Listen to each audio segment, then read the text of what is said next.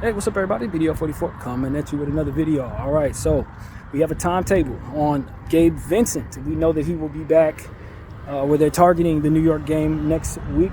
I believe that's, 7 days from now or something like that, 6 days from now.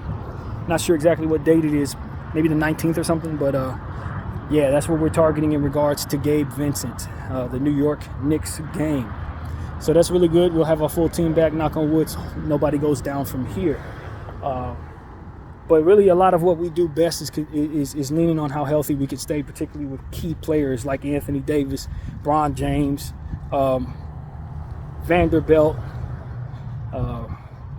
Cam Reddish. Those are players that they change everything we do if we don't have them out there. So it's really important that our Lakers have those guys specifically in rotation at all times. We're just not the same defensive team. And of course, we want players like D'Angelo Russell, Austin Reeves, and Taurean Prince to be able to shoot the ball. There's specific players that you're just going to need out there, especially if Taurean's continued to shoot the way he's been shooting the last couple games.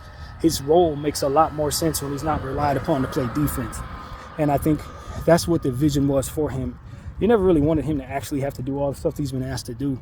But if you have him posted up in the corner shooting threes, making plays for others, kind of just being in the right place at the right time on the offensive side, he can be serviceable enough on defense and a great enough help defender to kind of make your team make sense of his piece, so to speak.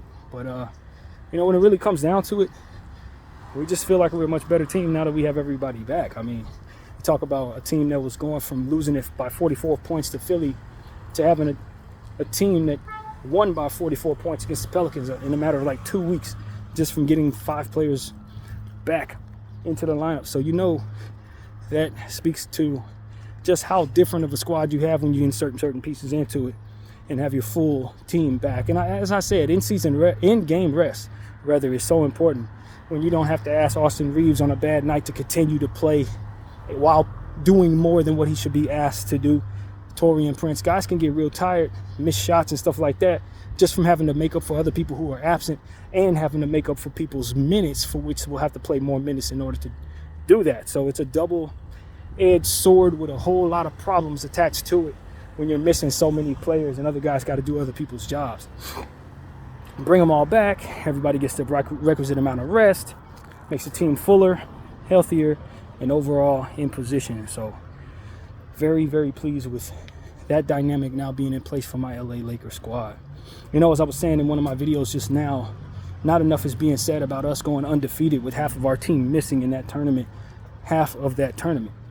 We got our guys back in the knockout rounds, but against Phoenix, Utah, and everybody else, Memphis, and everybody else we saw, we went undefeated in this tournament, beating Phoenix twice, both on the home court and on the road. I mean, when you really consider the fact that the Lakers were missing 5 players a good portion of the time, no Vanderbilt.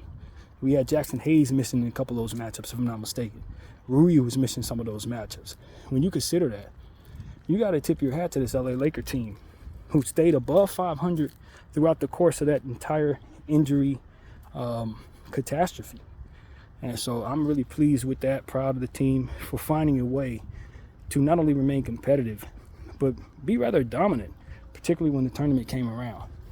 And when we got everybody back, it went from this team is struggling and maybe need to make some trades to win some games against big teams to this being the best defensive team in the league.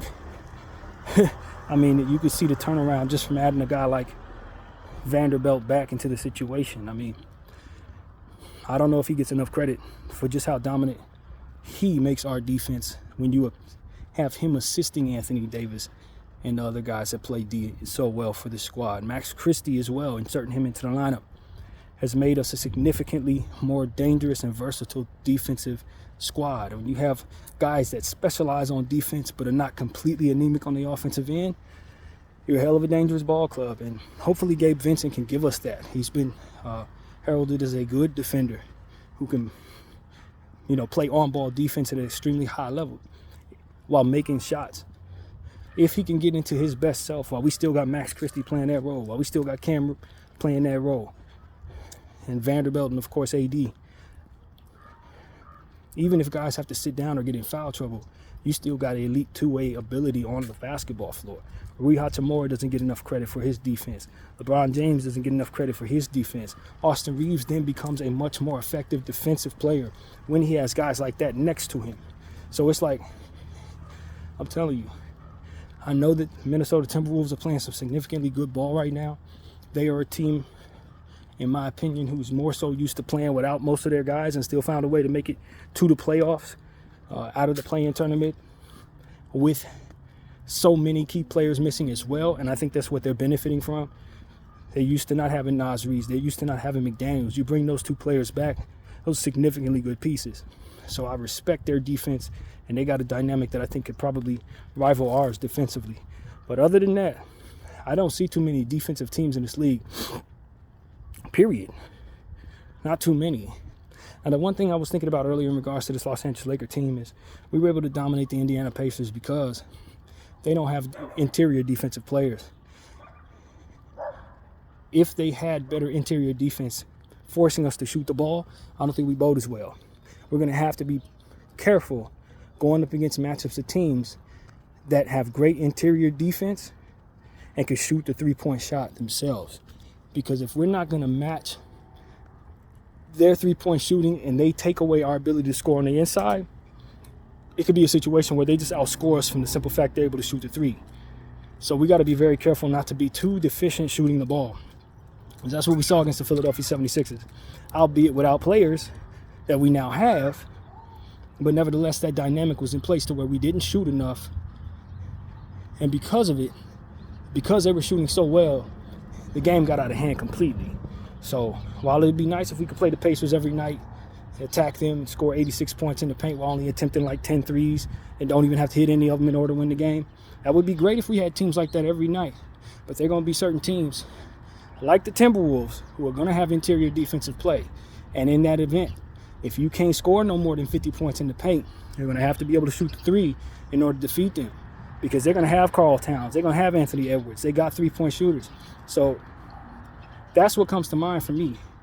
Can we get to an average level shooting the three-point ball while maintaining all of this defensive prowess that we have and maintaining our identity of being able to score on the teams that allow us to do so in the paint? Because if you can't score in the paint against certain teams, you had better be able to shoot the three or your scoring ain't going to come around. And you're going to be relying too much on your defense to do anything for you. And so that's something that's on my mind.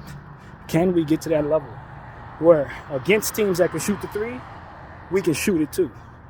So that's what comes to mind for my Lakers, man. Hopefully we figure it out.